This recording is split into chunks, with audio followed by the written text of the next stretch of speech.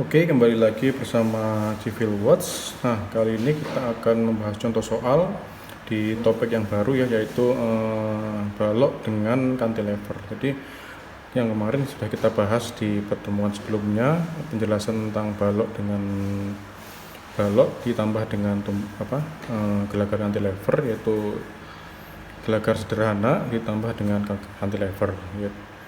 Oke, kombinasi antara gelagar sederhana dan cantilever. Nah, bagaimana cara pengerjaannya? Kita langsung. Oke, dari soal kita dapati adalah balok A, B, C, D ya, dengan beban merata saja. Itu ini masih beban merata, jadi belum beban kombinasi. Untuk nanti beban kombinasi kita akan bahas di contoh soal berikutnya. Oke, dari ini saya ambil dari contoh soal di halaman 31 ya, di bukunya Pak Indra. Bukunya bisa di-download di kolom deskripsi ya, silahkan nanti kita buka di page 31, ada contoh soal di sana. Saya persis tumpuan soalnya semuanya persis, mulai dari beban sampai dengan gelagar dan tumpuannya sama. Jadi saya akan ulas dari contoh soal itu saja, tapi saya dengan pengerjaan yang berbeda. Jadi mungkin di bukunya Pak Indra, di buku atau di referensi mungkin bekerja dari kanan ke kiri. Kalau saya nanti akan bekerja dari kiri ke kanan seperti itu. Jadi bisa sebenarnya sama saja, mulai dari ke kiri ke kanan atau kanan ke kiri, atau nanti bebannya dibagi dua, atau nanti saya langsung bebannya itu adalah sama. Jadi saya menjelaskan dengan cara yang berbeda dengan hasil yang sama nanti tentunya gitu. Oke, langsung saja kita masuk ke reaksi perletakan ya. Oke, untuk pertama kita gunakan sigma momen B ya. Jadi mau sigma momen A silahkan, mau sigma momen B dulu juga silahkan. Kalau saya sukanya dari B dulu untuk mencari RVA. Oke, kita identifikasi dulu reaksi di A. Itu ada reaksi vertikal di A dan reaksi horizontal di A karena sendi. Lalu di B ada hanya satu, yaitu reaksi vertikal di B.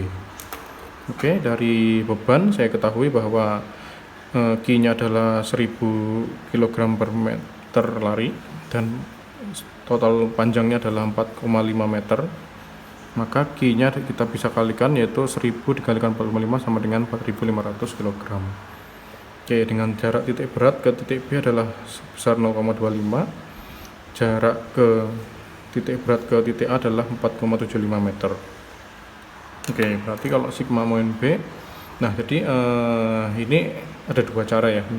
Ada dua cara, yaitu karena ini ada di kanan dan di kirinya si B, maka bisa dibagi dua, yaitu cara pertama adalah dibagi dua, yaitu C yang B ke C adalah sendiri, yang di B sampai D adalah sendiri. Jadi kalau misalkan di sini misalkan saya bagi dua ya, B ke C itu adalah Q1, B ke D adalah Q2. Nah, itu cara pertama. Kalau cara langsung ya sudah, total beban dicari titik beratnya berapa di mana, lalu kita tarik dari titik berat ke titik yang kita inginkan, yaitu yang kita tinjau. Kalau B berarti dari titik B, dari jarak titik beratnya si beban merata ini ke titik B adalah 0,25. Jarak titik beratnya beban ini ke A adalah 4,75. Nah, gitu, itu cara yang pertama. Kalau cara yang kedua kita bagi dua. Jadi nanti ada Q1 dan Q2. Nah, itu sama saja. Mau dibagi dua atau mau langsung juga silahkan. Tergantung nanti kalian yang paham yang mana, yang nggak bingung yang mana. Kalau mungkin yang jadi satu mungkin agak sedikit membingungkan. Kalau yang dibagi dua akan sedikit lebih bisa di logika, tapi pekerjaannya akan lebih banyak seperti itu. Nah, kok cara yang pertama yang saya gabung ya, ini yang lihat gambar yang di sini. Jadi kita tahu RVA adalah dari jaraknya ke B, A ke B adalah sebesar 5 meter dikalikan 5, lalu ada beban Q dari A positif, B adalah negatif ya, negatif berarti negatif Q dikalikan dengan jarak titik beratnya ke B adalah 0,25. Oke, jadi 5 RVA min 4500 kali 0,25 ya kan, 4500 dikalikan 0,25 sama dengan berarti 5 RVA sama dengan 1125 kg. Berarti RVA sama dengan 1125 dibagi dengan 5 sama dengan 225 kg. Karena positif berarti sesuai asumsi itu ke atas. Oke. Nah, itu adalah cara yang pertama. Jadi Q-nya adalah total 4500 dikalikan titik beratnya adalah dari B adalah 0,25 gitu. Nah, kalau yang dibagi 2 berarti kita ada Q1 ada Q2. Berarti 5 RVA. Lalu yang ada di Q1 berarti Q1 putarannya adalah berlawanan arah jarum jam, berarti minus Q1 dikalikan dengan berapa ini? 1,25. Lalu yang Q2 karena arah jarum jam berarti adalah plus Q2 dikalikan 1, dimana Q1 sama dengan berapa tuh? 2500 RVA min 2500 dikalikan 1,25 plus Q2 nya sama dengan 2000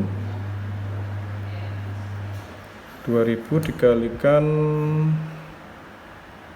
1 ya, berarti sama dengan sama dengan 0, berarti 5 RVA